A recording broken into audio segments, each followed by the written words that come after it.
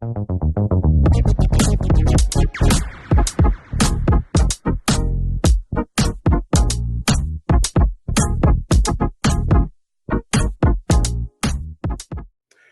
welcome to another episode of Huddle Up with Mark, the Fun Coach. I'm Mark Duncan. Great to be here with you. And today I'm talking to executive directors who do not have in-house fundraising support.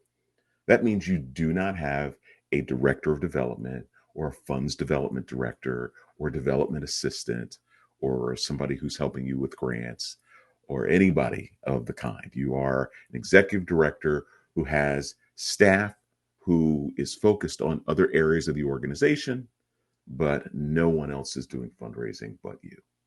And I want to talk to you about the biggest problem that I see with executive directors and the organizations that you work for. And it's the biggest problem that I've seen throughout my entire career. And that is how you should avoid what I call lopsided fundraising. Now, what is lopsided fundraising?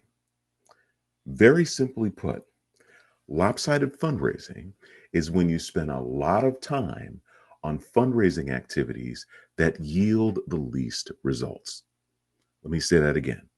It's when you spend a lot of time on fundraising activities that yield the least results.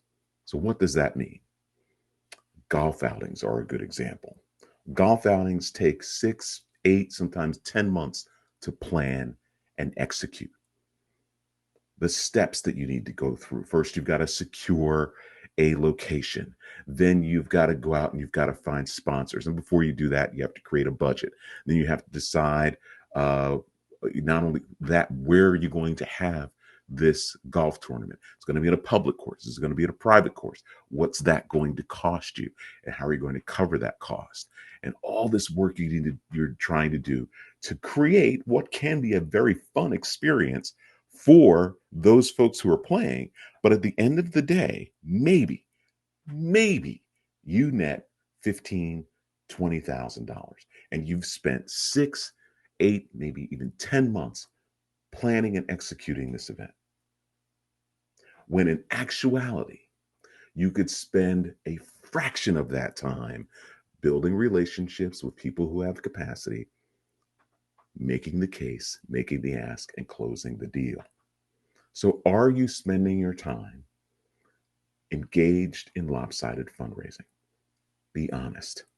And I'm speaking to you from experience. You see, when my fundraising career started, I was an executive director who did not have in-house fundraising support. I had to figure this out for myself. I didn't have anyone to turn to. This was a while ago. In fact, this was before YouTube. This was before all the access that we have now to information and knowledge that helps us be better at what we do. And so I had to go it alone. I read books. I did take a course, but most of what I did was stumble along the way to learn how to do what I know how to do today. And I only learned how to do it well by leaving this small organization that I work for and going to work in higher education and going to work in healthcare, where I learned these best practices. And now I bring these best practices, especially for you, the executive director who doesn't have in-house fundraising support. That is why I am here. And so what you need to do is you need to understand that lopsided fundraising is not going to get the job done. You are not going to raise as much money as you could spending time with people who have capacity, telling the story about what you're doing. It will take a fraction of the time for you to raise the money that you would have raised for a golf tournament that you would yield maybe $15,000 to $20,000. You can make one ask in a fraction of the time and secure 15 to 20,000. Imagine in that period of time, 6, 8, 10 months, you were able to solicit 10, maybe even 15 individuals for 10, 15, $20,000. Now, how much money can you raise? Be significantly more.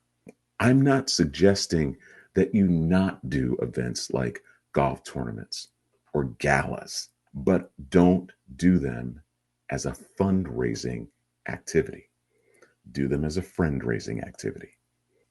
But stop spending your time on lopsided fundraising activities like golf tournaments, like galas, like bike races, like 5Ks. These are things that take lots of time, lots of planning, and in some cases, you have to take extra precautions, like getting a rider on your insurance policy. If you're doing a run and it's on your property, then you need to make sure that if somebody gets hurt, you're protected. Not something you have to do when you're building relationships with people with capacity. So I am imploring you, the executive director who is wearing many hats, right? You are wearing many hats. You have a lot going on and you get pulled in many different directions. It's time to focus. It's time to work smarter and make sure that you're spending the time that you have that is so precious and so limited on the fundraising activities that will yield the most results. And when you do that, that means you are now in a position where you can raise the dollars that you need to make the impact that you desire. Because as I say all the time, this whole idea of fundraising, this whole idea of making sure that we're spending time with the right people, making the case, making the ask, and closing the deal has nothing to do with the dollars we bring in, but it has everything to do with the people that we serve. I hope this has been helpful for you. And I hope that you take the time and understand that focusing on lopsided fundraising is not going to get you where you need to be. Sometimes we focus on lopsided fundraising because we're uncomfortable with the idea of asking for money. So remember, it's not about the dollars. It's about what the dollars do for the people that we serve. Thanks. We'll see you next time.